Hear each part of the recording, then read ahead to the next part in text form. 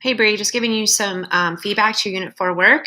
What strategy you use to find information without assistance later on. Right. So what you're talking about here is how you feel like teachers are coaches, and that some of these strategies really are just like initial strategies to help mold their schema around how they actually go about thinking and analyzing text when they're reading. And particularly, you talked about QARs, and then of course this then applies to vocabulary.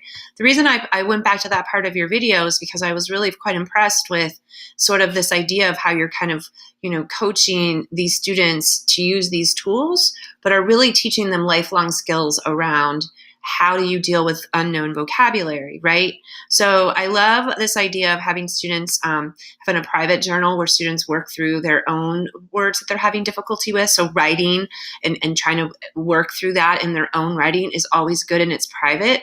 I love that you're going to use that the wild part of Wordsmith.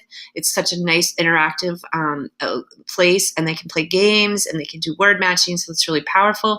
And then I love how you sort of take the idea of the stuff that you get from this visual dictionary, right? And then these are already pre-made, but then you take it the next step further and you go all the way to the top of Bloom's revised, and you get them to actually use Stoodle to create. So I'm really excited. And then I love, love, love, love, love, love, love this multimedia way of you having them assess, because assessment can be anything. It can be a performance, a product, or a process. And here I feel like you've got all three going on, and yet you let kids talk.